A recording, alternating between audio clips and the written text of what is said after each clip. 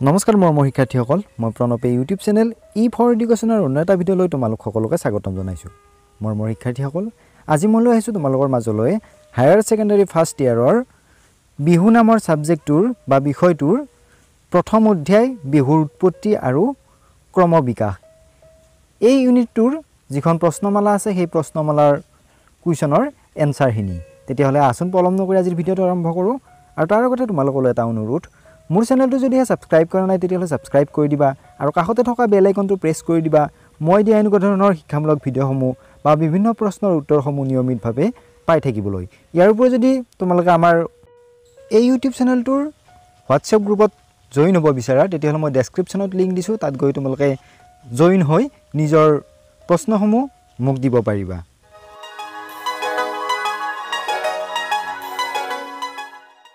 প্ৰশ্ন নং 1, তিনিটা বিহু কি কি? বছৰৰ কোন কোন সময়ত এই বিহু উদযাপিত হয়? উত্তৰটো হ'ব অসমীয়াৰ জাতীয় উৎসৱ হৈছে বিহু। অসমীয়া মানুহে বছৰত তিনিটা বিহু পালন কৰে। বিহু তিনিটাৰ নাম কাতি বিহু বা কঙালী বিহু, মাঘ বিহু বা ভোগালী বিহু আৰু বহাগ বিহু বা ৰঙালী বিহু। কাতি বিহু আহিন আৰু কাতি মাহৰ দুমাহীৰ দিনা, মাঘ বিহু পুহ আৰু মাঘ মাহৰ দুমাহীৰ দিনা আৰু বহাগ বিহু চ'ত আৰু বহাগৰ দুমাহীৰ দিনা উদযাপন কৰা হয়। প্ৰশ্ন নম্বৰ 2, বিহু শব্দৰ মূল উৎসৰ সন্দৰ্ভত চমুকৈ লিখা। ইয়াৰ উত্তৰটো হ'ব বিহু শব্দৰ উৎপত্তিৰ লগত অসমত বাস কৰা বিভিন্ন জনগোষ্ঠীয়ে পালন কৰা বসন্তকালীন উৎসৱসমূহৰ নাম জড়িত হৈ আছে। সেই সম্পৰ্কে বিভিন্ন পণ্ডিতে নিজৰ মতামত ব্যক্ত কৰিছে। লীলা গগৈৰ মতে বিহু শব্দটোৰ উৎপত্তি সম্পৰ্কে এতিয়া সৰ্বসন্মত কোনো সূত্ৰ ওলোৱা নাই। বিহু শব্দৰ প্ৰসংগত লীলা গগৈয়ে লিখিছে, পোনপ্ৰথমে চ'ত বহাগৰ সন্ধিক্ষণত বসন্তকালৰ পূৰ্ণ পয়োভৰৰ মাজত স্বতঃস্ফূৰ্ত আনন্দৰ হেন্দোলিত যি উৎসৱ হৈছিল আৰু যি অনুষ্ঠানৰ উৎসৱৰ এক প্ৰধান অনুষ্ঠান আছিল বৈহু অৰ্থাৎ গৰু পূজা, তাকহে পোনতে বিহু বোলা হৈছিল। টাইসকলে তেওঁলোকৰ উৎসৱৰ নাম দিছিল বৈহু। টাই ভাষাৰ বৈ মানে পূজা বা উপাসনা আৰু হু মানে গৰু। বৈহু কালক্ৰমত বিহুলৈ ৰূপান্তৰিত হ'ল। বিহুৰ উৎপত্তি ব্যাখ্যা কৰি ৰত্নেশ্বৰ বসুমতাৰীয়ে লিখিছে, অসমীয়া বিহু শব্দৰ উৎপত্তিস্থল যে বৃহত্তৰ চীন মংগোলীয়া তিব্বতবৰ্মী শাখাৰ বৃহত্তৰ বড়ো গোষ্ঠীৰ তাক সহজে অনুমান কৰিব পাৰি। বৃহত্তৰ বড়ো জাতিৰ বিভিন্ন শাখাৰ লোক যেনে চুতীয়াসকল বহাগ বিহুক বিছ, ডিমাচাসকলে বিচু আৰু বড়োসকলে বৈশাগু বুলি কয়। ইয়াত বৈশা মানে বছৰ আৰু আগু মানে আগ বা প্ৰথম অৰ্থাৎ বছৰৰ প্ৰথম মাহ। এই বৈশাগু শব্দটোৰ পৰাই কালক্ৰমত বিহু শব্দটোৰ উদ্ভৱ হোৱা বুলি অনুমান কৰিব পাৰি। কাৰণ বিহু শব্দটো বড়ো ভাষাৰ তত্ত্বৰ পৰা বিশ্লেষণ কৰি চালে পোৱা যায় যে বি মানে সোজা বা মগা, হু মানে আজৰি লোৱা। এই সন্দৰ্ভত ডিম্বেশ্বৰ গগৈয়ে লিখিছে যে অসমৰ বহু জনজাতিয়ে বসন্ত উৎসৱক বিচু বোলে। এই বিচু বা বিহু কালক্ৰমত বিহু শব্দৰ উৎপত্তি হৈছে। কোনো পণ্ডিতে বিহু শব্দটো বিহুবন বা বিহুবত শব্দৰ পৰা উদ্ভৱ হোৱাৰ সপক্ষে যুক্তি দাঙি ধৰিব খোজে। বিহুবন বা বিহুবত শব্দৰ লগত বিহু শব্দৰ সাদৃশ্য থাকিলেও বীজ শব্দটো অসমৰ থলুৱা শব্দৰ পৰা উৎপত্তি হোৱা ধাৰণাটোহে বেছি যুক্তিসন্মত যেন লাগে। প্ৰশ্ন নম্বৰ 3, হুঁচৰিৰ উৎপত্তি আৰু ক্ৰম বিকাশৰ বিষয়ে চমুকৈ লিখা। উত্তৰটো হ'ব পথাৰৰ মাজৰ গছৰ তলৰ বা জনবসতিৰ পৰা নিলগত কৰা ডেকা গাভৰুৰ বিহুৱে কালক্ৰমত এদিন নান্দনিক ৰূপ গ্ৰহণ কৰিছিল। এদিন সেই বিহু গৃহস্থৰ চোতাললৈ আহিল। গৃহস্থৰ চোতালৰ বিহুক কালক্ৰমত হুঁচৰি নাম দিয়া হ'ল। গৃহস্থৰ চোতালত বিহু মৰাৰ পৰম্পৰা প্ৰসংগত লীলা গগৈয়ে লিখিছে, ডেকা গাভৰু কোনো নিৰ্দিষ্ট ঠাইত সমবেত হৈ টকা পেঁপা গগনা ঢোল তাল লৈ বিহু পাতিছিল। কিন্তু অসমত আহোম ৰজাৰ ৰাজত্বৰ সময়তে ই এটা নতুন ৰূপত দেখা দিয়ে। তেতিয়ালৈকে মানুহৰ চোতালে চোতালে গৈ হুঁচৰি গোৱাৰ নিয়ম নাছিল।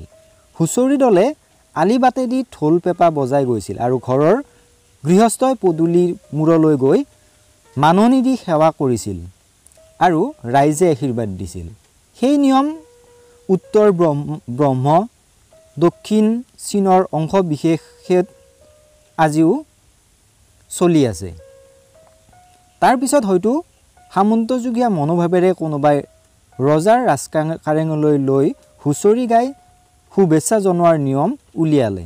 তাৰ পাছত ই ডাঙৰীয়া বা বিষয়ালৈ নামি গ'ল। যুগৰ পিছত যুগ বাগৰি যাওঁতে ই চোতালে চোতালে হুঁচৰি গোৱাৰ ৰীতিত পৰিণত হয়। প্ৰশ্ন নম্বৰ 4, ৰুচেংৰি কি? এই শব্দৰ পৰা বিহুৰ কোনটো অনুষ্ঠানৰ উৎপত্তি হৈছিল বুলি ধাৰণা কৰা হয়? উত্তৰটো হ'ব চুমচেঙৰ গুণ গৰিমা বৰ্ণনা কৰি গীত পদ গাই ঢোল মাদলীয়ৰ চেৱে চেৱে নচা এই নৃত্যক অনুষ্ঠানক আহোম ভাষাত ৰুচেংৰি বোলা হয়। এই ৰুচেংৰি নৃত্যানুষ্ঠানেই পিছলৈ হুঁচৰিৰ ৰূপত ৰূপান্তৰ ঘটে বুলি ধাৰণা কৰা হয়। প্ৰশ্ন নম্বৰ 5, গৱেষক লেখকসকলে ধাৰণা কৰা অনুসৰি বিহুত নিম্নলিখিত যিকোনো এটা জনগোষ্ঠীৰ প্ৰভাৱৰ বিষয়ে চমুকৈ লিখা। প্ৰথমটো হৈছে আস্তিক। লীলাধৰ গগৈয়ে লিখিছে বিহু কৃষিজীৱী আস্তিক আৰু মংগোলীয়সকলৰ কৃষিৰ লগত জড়িত উৎসৱ। পিছত এই উৎসৱৰ লগত আৰ্য সংস্কৃতিৰো প্ৰভাৱ পৰে। নেক্সট হৈছে তিব্বৰ বৰ্মীসকলৰ প্ৰভাৱ।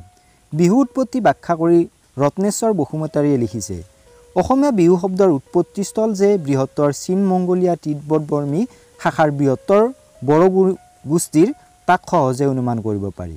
বৃহত্তৰ বড়ো জাতিৰ বিভিন্ন শাখা লোক যেনে চুতীয়াসকলে বহাগ বিহুক বিছ, ডিমাচাসকলে বিচু আৰু বড়োসকলে বৈশাগু বুলি কয়।